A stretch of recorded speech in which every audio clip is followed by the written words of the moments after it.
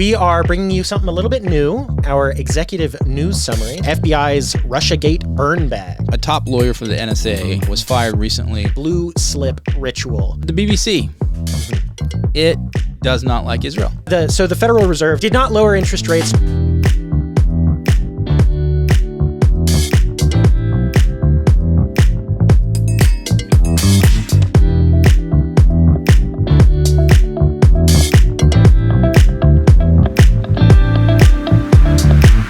Hello, and welcome to the Pop Culture Contrarian with Thomas and Sterling. Hello. We're without Andrew today. He's a little bit under the weather, so he's resting his voice. We are bringing you something a little bit new. We're going to be doing our executive news summary, which is something you might see a lot more of in the future. Before we get started, go check out patriotpostshop.com and pick up your Peace Through Superior Firepower sticker with the B-2 bomber and the MOP, the Massive Ordnance Penetrator used in Operation Midnight Hammer. It's a pretty cool sticker. Go pick it up, put it on your car, and let people know you mean business. That's one of the best ways to support us. The best way to support us is to go to patriotpost.us and subscribe to our free daily newsletter. It comes out Monday through Friday at noon. It's free. Go check that out. It is also where you will see our executive news summary every day. Every day. And maybe we'll be doing this every day going forward. You wrote this first one, right? Right. FBI's Russiagate burn bags. What's that, Thomas? FBI Director Kash Patel, in response to, going back about a month ago, I believe, or maybe a little longer, he discovered that there was a secret room in the Hoover building, which is FBI headquarters or former FBI headquarters. I believe they're moving out of that soon. He had no idea existed. Was filled with a bunch of files and whatnot, and within some of these files there were burn bags, and burn bags means this is how they get rid of classified information that they want destroyed. They put it in a so-called burn bag, which maybe they literally incinerate. Within these burn bags, there was a lot of information in regards to the Russian collusion hoax. Or Russiagate. The investigation into it was dubbed by the FBI Crossfire Hurricane. Mm-hmm. And so these documents are related to that. And upon discovering these, he notified Chuck Grassley, who heads the Senate Judiciary. Mm-hmm. And so they've been declassified, and he's sending these documents to Grassley and the committee there that will look over them before they're eventually released to the American public. So for maybe our listeners haven't been following this whole thing, this Russiagate hoax, and it is a hoax. Yeah. I'm going to give a little background. Way back in 2016, 2017, right, when Trump got elected and was coming into office, we were being told from every news source, Russia colluded with Trump to help Trump get elected. Like Trump was an active participant in Russian malfeasance with regard to vote counts and stuff like that. Yeah, election interference is how they titled it. Right, election interference. And I bought this, not hook, line, and sinker, but I thought there had to be something. Yeah, because they such a fuss. They actually did a report, a bipartisan report on it, issued that report, and that report did indicate that Russia did engage in election interference, as they put it. Which, when you look at the details of what that actually was, it didn't mean that they were trying to cast illegal votes or voter fraud or any of this other stuff. It had to do with just trying to these influence campaigns. I think that one of the more benign ones, although it was referenced often, was they bought some ads on Facebook. Yeah. The extent of what has actually come out about what Russia did is a few $100,000 on things like that, on ads on Facebook. Yeah. It wasn't some grand conspiracy. And there was no collusion between the Trump campaign and Russia. Right. And the thing that's come out now, since Tulsi Gabbard and Kash Patel have been releasing this information, is basically not only is there no evidence that Russia accomplished anything in the 2016 election, but there's actually not even evidence, any clear indication that Vladimir Putin, the dictator of Russia, preferred for Trump to win over Hillary. Right. So this is, how did this narrative get started? How did Trump become the target of it and his administration, and it dogged his administration for at least 2-3 years? Mm-hmm. You had the Mueller investigation after this, and you even, it created this aura that Trump was illegitimate. That was the whole point of this. And that's what happened, is they'd have these behind closed doors meetings in Congress, and then the Democrats in Congress would come out and like, well, I can't tell you about anything classified, but yeah, Trump and Russia were really, really in bed with each other. And what we are now finding out, courtesy of Tulsi Gabbard and Kash Patel, is there's just no evidence of that at all. When they were putting together these original sources of information, the intelligence agencies, the FBI and the CIA, were like, we don't normally publish this kind of stuff. It's kind of hearsay. This is not good intel. And they got word from Barack Obama, publish it anyway.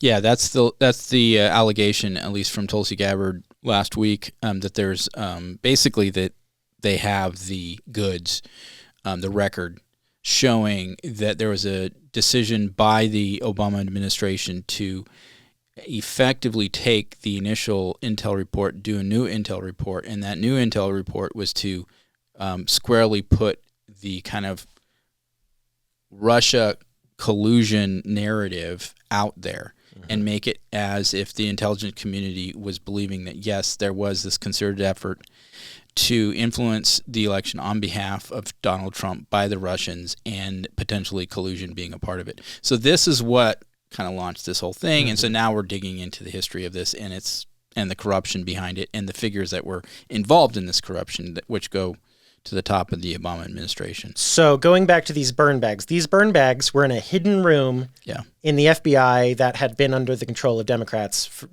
you can argue that it was under the control of Democrats even when Trump was first in office. Wouldn't say Democrats necessarily. I would say the deep state, because I think Washington deep state is a different thing from necessarily directly the Democrat Party. I think that's an important caveat to make here, because, I mean, Comey, I don't think Comey was a Democrat, but Comey was clearly not a fan of Trump. He opposed Trump. So I do think there's an element here of inside Washington politics and in the deep state and what Washington wants, irrespective of one party or the other.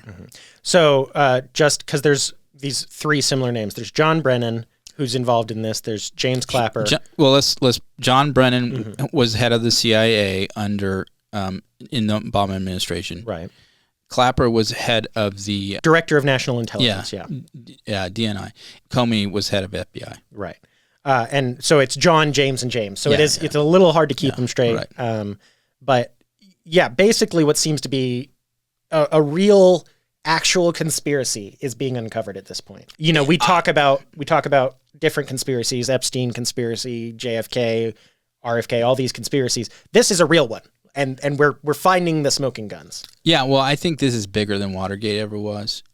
Even though Watergate in the annals of kind of American cultural history is like the biggest Washington scandal ever, I think this actually, when you look at what it was and how it went all the way to the top and what's involved in this, is a much bigger scandal.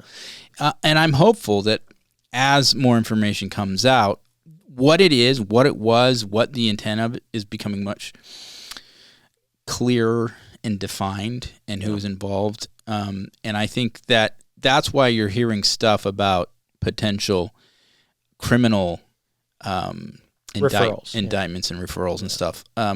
Will that actually happen?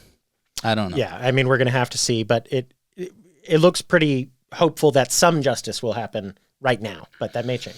At least the record is being made straight, if you could say. So moving on. So one person who's been very on the ball on this issue, bringing it to light, has been Senate Judiciary Chairman Chuck Grassley. Yeah, out of Iowa. Out of Iowa. He's a Republican. I think he's the oldest serving senator at the moment. I believe you're correct. He's listening to him talk is a challenge. Yeah, but he's smart. He's smart. He's sharp, and he's on this issue where no one else really is, and he has the authority to make progress on it. Well, that kind of ties into a different one of these ESs. There's a few others, and we'll get to those. There's usually 8 of these a day. So we talked about the first one. That's the burn bags, and this is another thing that involves Grassley. So I'm going to bring this one up. So Trump has taken on Grassley over the blue slip ritual in the Senate presidential nomination process. Yeah. And so what is the blue slip ritual? Yeah. So a senator from, say, Iowa, since Grassley's from Iowa, can when a president comes in and he wants to nominate the U.S. attorney for Iowa, the senator from Iowa can say, I'm using my blue slip, I veto that, basically. And it just kills that nomination effectively. Chuck Schumer has used that effectively in New York under Trump, too, this current administration. So it's actually not a law, right? It's just a practice that's become kind of like law. They called it a tradition. They called it a ritual. Okay. It's not law, but it's kind of senators being like, okay, we have to give each other certain rights and privileges just to make this body function. I think. Okay, so Trump is upset. Who at Grassley for not killing this process, eliminating this? Is there a candidate in particular that he wants to nominate? So a lot of Trump's nominations, he's got, I think, several hundred still sitting in the Senate that haven't been passed through, and he's been in office for several months, half a year. He's been in office, and a lot of his nominations are still just sitting in the Senate. And that's because the Democrats are slow walking it as much as possible. They're eating up floor time, and then they're using their blue slips for anyone they find especially objectionable. Okay. So he's wanting him to get rid of the practice, but Grassley won't. Right. Just to speed it up, because Trump is really pushing to get his Senate nominations through. I think he wants them through by the end of August, which is why he's calling for a no August recess, because the Senate usually goes into recess for the month of August. To me, that's interesting because Chuck Grassley is really the guy pushing to get justice on this Russia collusion hoax. And at the same time, Trump is attacking him over a completely separate issue. To me, that just, if you're not someone who follows politics all the time, then usually you see a headline, such and such senator or representative votes against, if you're pro-life, he votes against a pro-life measure. And you're like, well, how dare he? Why did we elect this guy? Well, it turns out it's complicated. Turns out that guy might be really crucial on protecting gun rights or something. You can't get everything you want all at the same time. Yeah, you shouldn't agree with one politician 100% of the time, unless maybe you are the politician. But I do think there is the reality that there's a lot of different decisions that all these politicians are making, and they're going to come down on different sides on some of this stuff. On this one, I know why Trump's frustrated, but I'm sure Grassley has his argument for why he doesn't want to change this. Well, the obvious thought would be, well, one day a Democrat's going to be president again, and I would like, personally, the senator from my state to be able to veto a crazy nomination for U.S. attorney. Right. So there is a sound logic to what Grassley's doing. So you can kind of see it from both sides. I think I probably lean a little bit toward Grassley on this, though, because Trump's trying to get his stuff done. And, of course, when you're trying to get stuff done, the last thing you want is roadblocks. And I think it's right that Trump is focused on the next 3.5 years. Oh, yeah. Like, he's president right now. He needs to focus on accomplishing his promises, accomplishing his goals. It's for the rest of the party and for everyone else to worry about what's going to happen in 10 years. I don't really want Trump worrying about how elections are going to go in 10 years. That's just not, I don't think the right attitude for a president. That's where you're going to have the tension right now. Yeah. And I can understand Grassley's position. Right. It makes sense. I mean, what this reminds us of is when Harry Reid decided to take the nuclear option with regards to the 60 vote threshold to consider judges. And it was specifically for, I believe, the Supreme Court. And so he went ahead and just eliminated that. Yeah. And so that it takes just a simple majority to get judges in. And so for younger listeners, Harry Reid was Senate Majority Leader under Bush? Democrats had the Senate. And so he was warned by Republicans, don't do this, it'll come back and bite you. And it sure did, because then when they lost the Senate and it was McConnell who was Senate leader, since the Democrats had gotten rid of the nuclear option, or had taken the nuclear option, that meant that Republicans had to do the exact same thing with judges, and they did. And so if you don't remember what happened, one of the justices passed away under Obama in 2015 or maybe very early 2016, and ordinarily the president nominates the next justice to the Supreme Court, but the Senate under Mitch McConnell said, no, we're not letting you do that. We're going to wait until after the election, and then whoever wins the election gets to choose the next justice. And so we're just going to have one short justice for the rest of this year. It was Antonin Scalia who That's died right. in February 2016. Okay. And Mitch McConnell said, we're just not going to fill that seat until a year from now. Right. A top lawyer for the NSA was fired recently.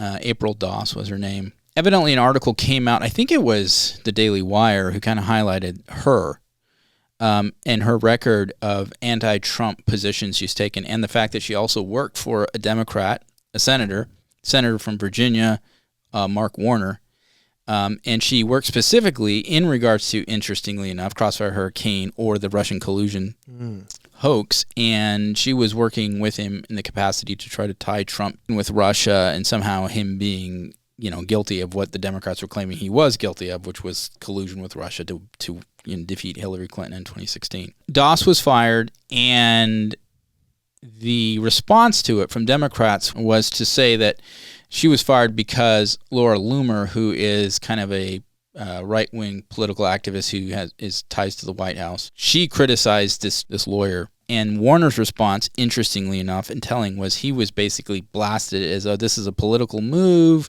and very principled, and there's no reason to do this kind of thing. And this was all part of some conspiracy theorist nuts on the right who wanted, their pound of flesh.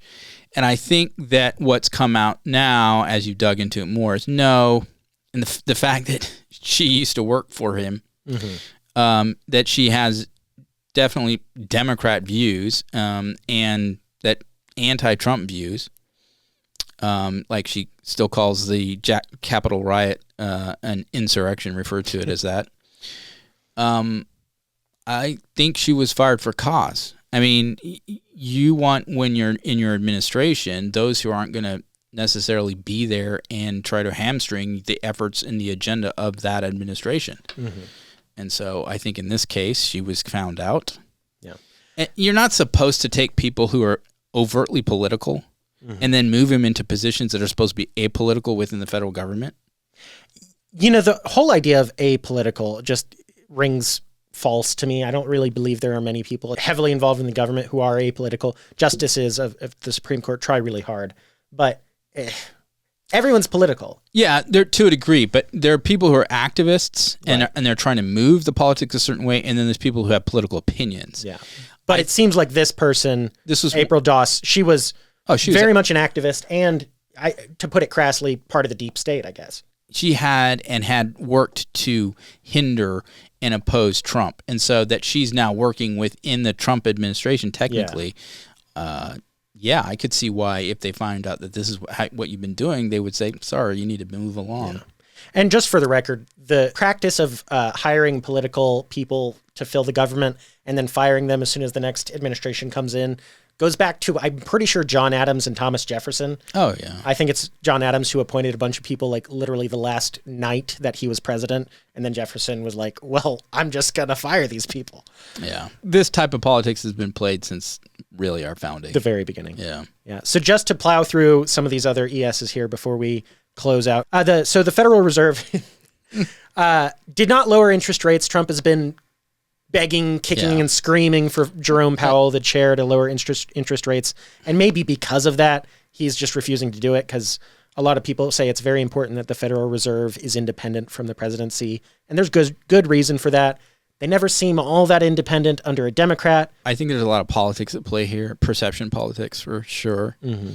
I don't think Trump's kind of indicated he wouldn't ever try to actually fire Powell. He's actually the one, ironically, who nominated Powell back in his first term. So, but then Biden renominated him in 2021, so Trump washed his hands at that point. Yeah. No, he's not my guy. He's the chairman of the committee. So it's not just his decision to do this, although he can really direct that committee. I think there's something going on here for perception. Trump definitely wants to look like he's pressuring the Fed to get those rates down. Oh, you think Trump's playing acting almost? I think there's a little bit of that here. Oh, okay. I do think he wants it cut, and he's definitely playing a pressure game, but I think there may be an element that actually benefits to keep it up a little longer. I'm not sure all the ins and outs of this. I'm not an economist, but I think there's a little bit more at play here than the Fed is doing the wrong thing, they need to listen to me. Yeah, that's interesting. The other interesting thing going on in this particular story is, for the first time since 1993, two of the Federal Reserve governors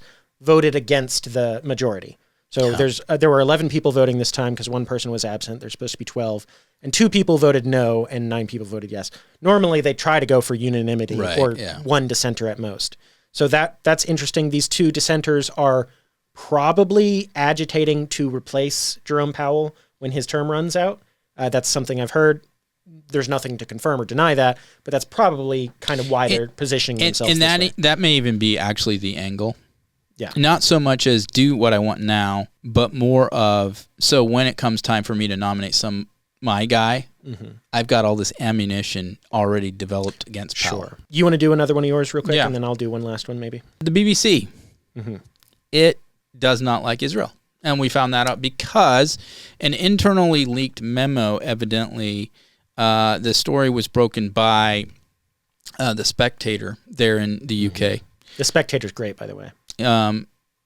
This internal email basically was directing staff how to report on the humanitarian crisis in Gaza, specifically the efforts by Israel and the U.S. to get humanitarian aid to residents in Gaza, and the various news stories that have happened as a result of these events being attacked by Hamas and Israel's you're retaliating against those who are attacking, et cetera, and it becomes this thing of like Israel's using this to kill more. Right. The narrative from the leftist activists is that Israel is committing an active genocide, and they line these Palestinians up in food lines, and then they shoot them all and kill them. Right. It's not what's happening. Hamas uses human shields. Right. They will hide in a line. They will fire at an IDF soldier, and then they'll hide behind a human, and then the IDF just got fired at, and so maybe they fire back sometimes.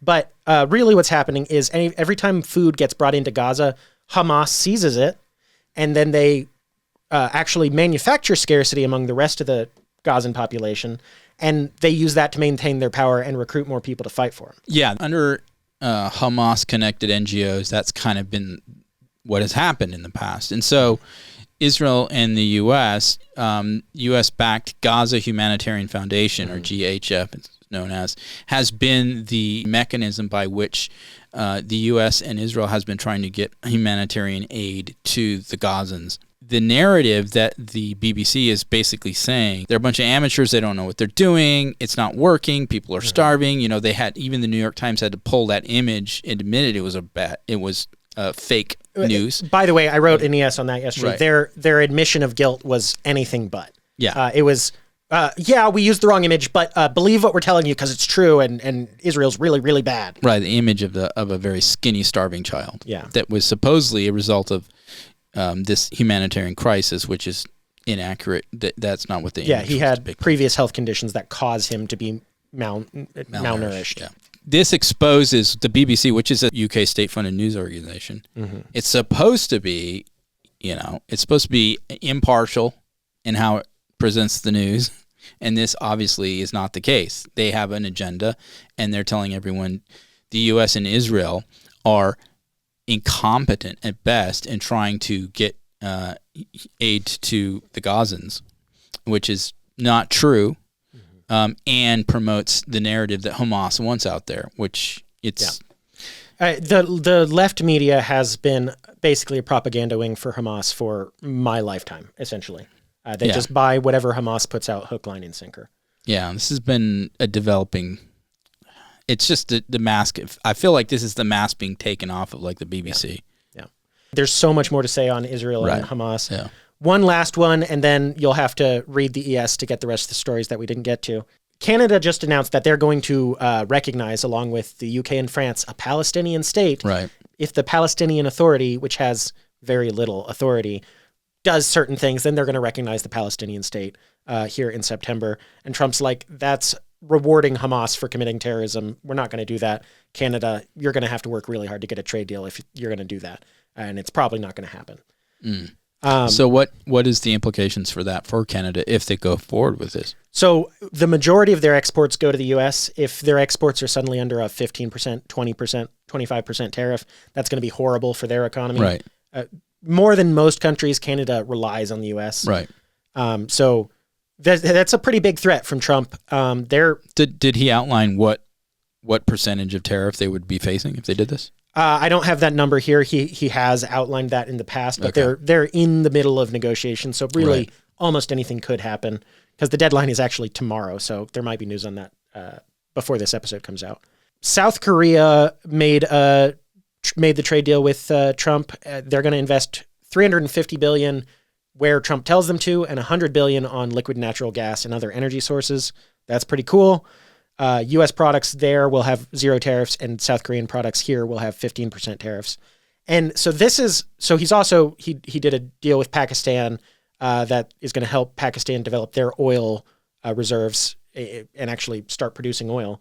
And then Trump is saying a deal with India is going to be tough because India puts too many tariffs on us. India's a little bit in doubt at the moment. There's another element to India, and that is the Russian oil. Yes. He doesn't want India buying Russian oil, and so he's threatening more tariffs on India because they've been buying Russian oil. And this is part of his effort to isolate and force Putin to the negotiation table to end the Ukraine war. Yeah. Yes. And India also buys Russian war material in huge numbers. Okay. The interesting thing to me with these deals that Trump has negotiated with South Korea and Japan and the EU and Indonesia and all these places is the deal is your stuff faces tariffs here, our stuff never faces tariffs there. That's the deal he's making with most of these countries, or lowered tariffs at the very least. To me, it seems like what he's trying to do is make centralize the world market in the U.S. That's what it seems like to me. Because if you build your stuff in the U.S., there's no tariff. Mm-hmm. And then if you have made your stuff in the U.S., if you're Germany, you build a factory in the U.S. for a product, and then you sell that product in Indonesia from the U.S., I think there's probably 0 tariffs on that. Yeah, he's trying to do a reverse flow of what it currently is. The industries that America is already known for, like the auto industry, that's one of the biggest winners out of energy and auto. Yeah. I think are the biggest winners. But he's fighting hard for things like beef and grains. I think, as well. And food. That's probably those 3. Yeah, agriculture. Yeah, I think that'll be good for all those. But I mean, auto. I mean, part of the reason there's a lot of places around the world where you don't see, or you used to not see, American-made cars was because of tariffs from those countries. Huge tariffs on cars specifically. But like places like Vietnam, 0 tariffs on U.S. products, including automobiles. That means we can send them our vehicles. It's going to be very interesting to see as this summer of trade deals continues, as some people are calling it. Mm-hmm. You'll probably know a little bit more than we do by the time this comes out. But it's certainly interesting, and I think it's exciting. I think it's good for the U.S. Mm-hmm. If you want to know more about from the executive summary, there's all sorts of just interesting little stories that we can't fit into a full article in our executive summary. So go check that out. Headlines and other stuff. Well, that's been our Thomas and Sterling's executive news summary. We are the Pop Culture Contrarian. We are brought to you by the Patriot Post, which is the oldest conservative news digest on the web. It's right and it's free. Go subscribe and like and subscribe on YouTube, Spotify, Apple, wherever you get your podcasts. Give us a comment. Send us an email at staff@patriotpost.us and let us know what you think. What should we talk about? We'd love to hear from you, and we'll see you next time. Bye. Bye.